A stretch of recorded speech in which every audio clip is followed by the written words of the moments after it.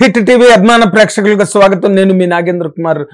Welcome to the special programme. నిన్ననే mass Maharaj Ravi Teja గారు act చేసిన మాస్ జాతర చూడడం జరిగింది.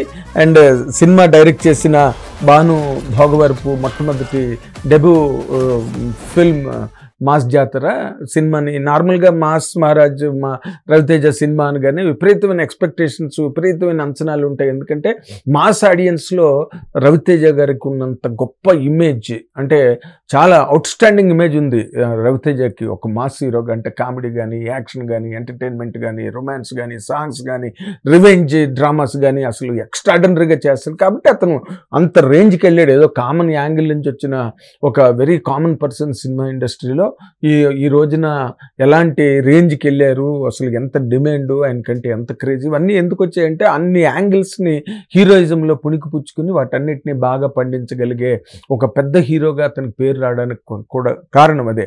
అలాంటి హీరోని హ్యాండిల్ చేసేటప్పుడు ఈ భాను భోగవరపు మొట్టమొదట ప్రయత్నంగా చేస్తున్న ఈ సినిమాలో ఏమైందంటే, రవితేజ గారిని కాదు కానీ మాస్ హీరోల్ని ప్రజెంట్ చేయడం చాలా కష్టం. మాస్ హీరోయిజాన్ని పండించడం కత్తి మీద సాము. ఎందుకంటే వాళ్ళు చేయని సీన్ ఉండదు, వాళ్ళు చేయని డ్యాన్స్ ఉండదు, వాళ్ళు చేయని యాక్షన్ పార్ట్ ఉండదు. ఎలాగ ఎటు నుంచి చూసుకున్నా ఏదో ఒక కామనాలిటీ కనిపించక తప్పదు. దాన్ని డైరెక్టర్ ఎట్టి పరిస్థితుల్లోని తప్పించుకునే అవకాశమే లేదు. అలాంటి తప్పించుకునే అవకాశం లేని ఒక గత్యంతర పరిస్థితుల్లో భాను భోగవరపు ఈ సినిమాని చెయ్యవలసి వచ్చింది. ఎందుకంటే ఒక మాస్ కమర్షియల్ సినిమా చేయాలి రవితేజతో అంటే ఏదో ఒక సర్టన్ ఈక్వేషన్ ఉండాలి కథలోని, దాంట్లో రివెంజ్ ఉండాలి. అది ఫైనల్గా హీరో సేవియర్ కాబట్టి హీరో రక్షించాలి ఎవరో ఒకరిని, హీరో ఒక ఛాలెంజ్ ఉండాలి, ఒక థ్రెట్ ఉండాలి, ఒక విలన్ ఉండాలి. ఇవన్నీ common elements, age old common elements, ఇవాళ కొత్తగా పెట్టినవి కావు. వాటన్నిటిలోని మనం మ్యాచ్ చేసుకుని ఉంటే కనుక మీ భాను భోగవరపు ఏ రకమైన కొత్తదనాన్ని తీసుకురాలేని ఒక నిస్సహాయ స్థితి సినిమాలో కనిపించింది. ఎందుకంటే ఓకే ఏదో మామూలు పోలీస్ కాదు, ఎందుకంటే పోలీస్ కాపులు గతంలో చేశాడు క్రాక్ అవన్నీ రవితేజ గారు. కాబట్టి పోలీస్ క్యారెక్టర్ని అతనికి ఏం కొత్త కాదు. దానివల్ల ఏమవుతుందంటే పోలీస్ కాదు రైల్వే పోలీస్ అని చూపించారు. రైల్వే పోలీస్ అయినా ఆఖరిని అది రవితేజవే అవుతాడు, రవితేజ వచ్చే కొడతాడు, రవితేజవే చంపుతాడు, రవితేజవే రివెంజ్ తీర్చుకుంటాడు, ఫైనల్గా రవితేజవే గెలుస్తాడు. ఇది ఒక మాస్ హీరోకు ఉండే ఒక ఈక్వేషన్. ఆ ఈక్వేషన్లో ఏ రకమైన కొత్తదనం రాలేదు.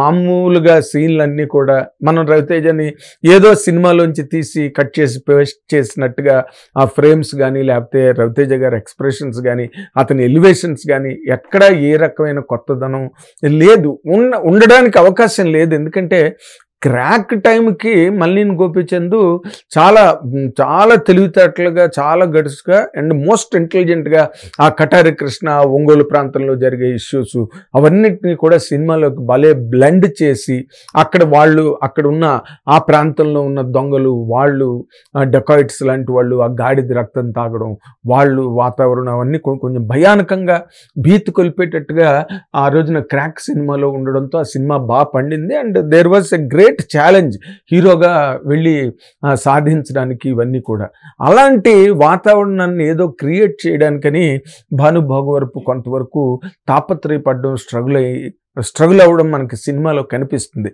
ఎందుకంటే నవీన్ చంద్ర ఒక విలను, వాళ్ళకి ఈ నరేష్ అండ్ హీరోయిన్ నరేష్ గారి డాటరు అమ్మాయి శ్రీలీల అండ్ వాళ్ళ సిస్టర్ ఏమో ఇంకో చోట లాక్ అవుతుంది విలన్ దగ్గర.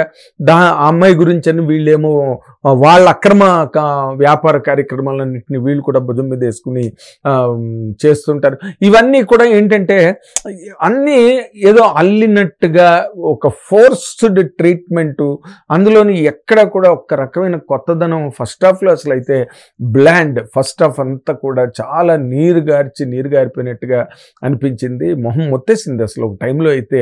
కానీ ఇంటర్వెల్ బ్లాక్ దగ్గర నుంచి ఎక్కడో తెలియని ఒక చిన్న వేరియేషన్ సినిమాలో రాగానే ఒక చిన్న రిలీఫ్ వచ్చింది, సినిమా 100% సెకండ్ హాఫ్ బాగుంటుంది, సెకండ్ హాఫ్ బెటర్గా స్ట్రాంగ్గా ఉంటుంది అని అనిపించిన ఫీలింగ్కి ఆడియన్ 100% లోన్ అవుతాడు. సెకండ్ హాఫ్కి వచ్చేసరికి ఏంటంటే అదే ఇందాక నేను చెప్పినట్టుగా ఆ విలన్ ఎపిసోడ్లో జరిగిన మలుపులు కానీ, లేకపోతే వాళ్ళు అది తప్పించడం కోసం అని చెప్పి వాళ్ళ ఆ గంజాయి ఏదైతే దొంగ వ్యాపారం స్మగ్లింగ్ చేసేదాన్ని వాళ్ళు తప్పించడం కోసం చేసే ట్రైలు, ఆ లొకేషన్స్, వాటి తాలూకా ట్రీట్మెంటు, అవన్నీ కూడా సెకండ్ హాఫ్లో బాగున్నట్టుగా అనిపిస్తాయి. మీకు బాగున్నట్టుగా అనిపించి మెల్లిగా ఆ కథ మెల్లిగా సెంటిమెంట్గా ఎందుకు శ్రీలీల, నరేష్ అనే 2 క్యారెక్టర్లు వాళ్ళ దొంగ అక్రమ వ్యాపారాలకు వీళ్ళెందుకు వత్తాసు పలకాల్సి వస్తుంది అన్న దానికి ఒక సెంటిమెంటల్ ఎపిసోడ్ని యాడ్ చేసి వాళ్ళ సిస్టర్ అంటే నరేష్ గారు ఇంకొక అమ్మాయి దానిలో విలన్ డెన్లో లాక్ అయింది. విలన్ అమ్మాయిని చాలా అన్యాయంగా దౌర్జన్యంగా దురాక్రమణ చేసి అమ్మాయిని తీసుకెళ్ళిపోవడం, ఆ అమ్మాయిని ఎలా రక్షించుకోవాలో తెలియని పరిస్థితుల్లో ఉన్న టైంలో రవితేజ గారు వెళ్ళి ఏదో ఒక మరి హీరోకి ఒక ఛాలెంజ్ ఉండాలి కదా. అక్కడ పక్కనేమో విలన్ని కట్ డౌన్ చేసి విలన్ తాలూకు అక్రమ కార్యక్రమాలన్నీ ఒక రైల్వే పోలీస్గా అణిచివేసి దానికి మళ్ళీ ఆఫ్ షూట్గా ఆ అమ్మాయిని అక్కడున్న అమ్మాయిని రక్షించి తీసుకురావాలి. ఇలాంటి చిన్న చిన్న ఛాలెంజెస్ ఉన్నాయి. కానీ అక్కడ పైగా నవీన్ చంద్ర తన కెరీర్ పరంగా రవితేజ గారికి ఆపోజిట్గా ఒక విలన్ క్యారెక్టర్ చేయడం అన్నది 100% నవీన్ చంద్రకి చాలా గట్టి గొప్ప ప్రమోషన్ అనే చెప్పాలి. ఆ విషయంలో మాత్రం భానుభాగ వరపు నవీన్ చంద్రకి చాలా గొప్ప అవకాశం ఇచ్చినట్టే లెక్క. కానీ ఏమైందంటే అసలు రవితేజ అనే ఒక పెద్ద డైమెన్షన్కి నవీన్ చంద్ర అనే యాక్టర్ విలన్గా తను ఎంత బాగా చేసి ఎంత బాగా ఒప్పించినప్పటికీ కూడా ఆ రేంజ్, ఆ ఫ్రీక్వెన్సీ అన్నది కరెక్ట్గా వర్కౌట్ అవ్వలేదు. రవితేజ గారి రేంజ్ కానీ అతనికి ఉండే ఇమేజ్కి నవీన్ చంద్ర 100% అంటే ఏదో బడ్జెట్ ఫ్రెండ్లీగా ఒక యాక్టర్ని, మన తెలుగు యాక్టర్ని ఎక్కువ బడ్జెట్ అయిపోకుండా వాళ్ళు చేద్దాం అనుకున్న దాన్ని మనకి రవితేజ గారు ఉంటే చాలు, ఒక శ్రీలీల ఉన్నది డాన్సులు చేయడానికి, అమ్మాయికి ఉన్న గ్లామరు, లేకపోతే వాళ్ళిద్దరు కాంబినేషన్కి ఉండే ఒక చిన్న క్రేజ్ని అడ్వాంటేజ్ తీసుకుని వాళ్ళు ఆ సినిమాని కన్వర్ట్ చేయడానికి చాలా ట్రై చేశారు. కానీ ఇట్ కంప్లీట్లీ ఫెయిల్డ్ ఫైనల్గా వచ్చేసరికి. ఎందుకంటే ఏ రకమైన ఇంపాక్ట్ క్రియేట్ చేయలేకపోయింది సినిమాలోని. అండ్ రాజేంద్ర ప్రసాద్ గారి క్యారెక్టరు ఆయన రిలీఫ్ కోసం అని తీసుకొచ్చి పెట్టారు. అండ్ రాజేంద్ర ప్రసాద్ గారు కూడా చాలా హ్యాపీగా ఫీల్ అయ్యారు రవితేజతో కలిపి చేయడం. ఎందుకంటే ఇద్దరు కూడా మాస్ యాక్టర్స్ అండ్ మంచి కామెడీ ఎంటర్టైన్మెంట్ చేయగలిగే వాళ్ళు కాబట్టి రాజేంద్ర ప్రసాద్ గారు చాలా సూపర్ డూపర్ హిట్ సినిమాల్లోని నరేష్ గారు మధ్య రోజుల్లో వాళ్ళు లేని సినిమా లేదు. అలాంటి ఇద్దరు ఒకే సినిమాలో ఉండడం అండ్ రాజేంద్ర ప్రసాద్ క్యారెక్టర్ని అక్కడక్కడ ప్రజెంట్ చేసుకుంటూ వచ్చి ఓ చిన్న చిన్న ట్రీట్మెంట్స్ ఏవో అలా కనిపిస్తున్నాయి. ఓ పక్కన అనిల్ రావిపూడి ట్రీట్మెంట్ కనిపిస్తుంది, ఇంకో పక్కన క్రాక్లో మల్లినేని గోపిచంద్ ట్రీట్మెంట్ కనిపిస్తుంది, ఈడియట్ ట్రీట్మెంట్ కనిపిస్తుంది. ఇలాంటివే రకరకాల కాంబినేషన్స్, ఇన్స్పిరేషన్ ఉండడం తప్పు కాదు అనుకోండి. ఏదో ఒక ఇన్స్పిరేషన్ బేస్తోనే డైరెక్టర్లు అవుతారు ఎవరైనప్పటికీ కూడా.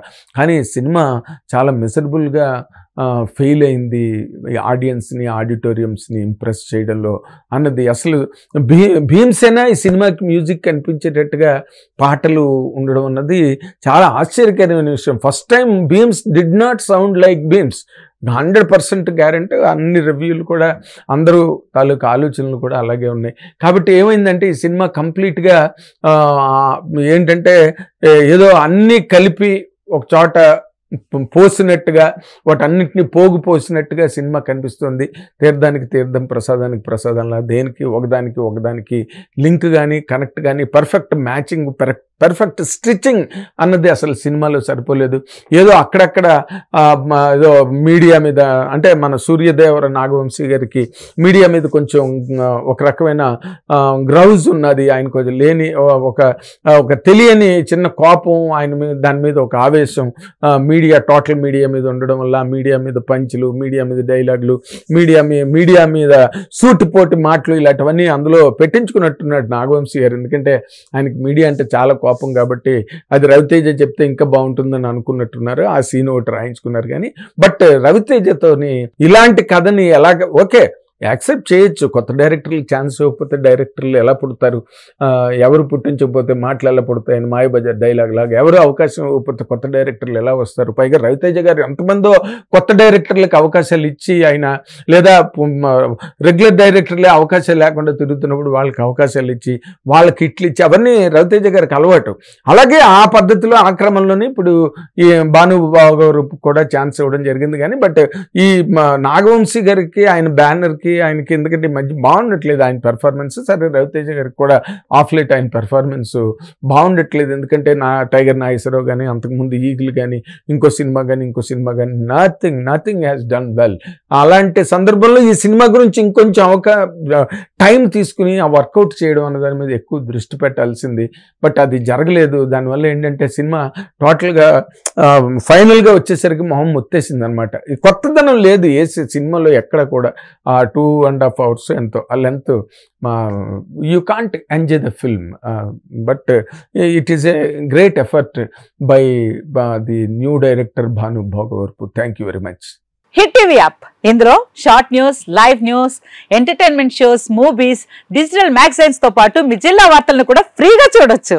ఇంకెందుకు ఆలస్యం, వెంటనే హిట్ టీవీ యాప్ ని డౌన్లోడ్ చేసుకుని ఫ్రీగా ఎంటర్టైన్మెంట్ పొందండి. Hit TV app. Hit TV app. Please download hit TV app. Hit TV app ని ఫ్రీగా డౌన్లోడ్ చేసుకుని ఎంజాయ్ చేయండి. మీకు నచ్చిన ఎంటర్టైన్మెంట్ కోసం హిట్ టీవీ యాప్ ని ఫ్రీగా డౌన్లోడ్ చేసుకుని ఎంజాయ్ చేయండి. హిట్ టీవీ యాప్ ని డౌన్లోడ్ చేసుకుని ఆస్వాదించండి, ఆశీర్వదించండి. ఇంతమంది సెలబ్రిటీలు హిట్ టీవీ యాప్ ని డౌన్లోడ్ చేసుకోండి అని చెప్తున్నారంటే ఎంత మంచి యాప్ ఆలోచించండి.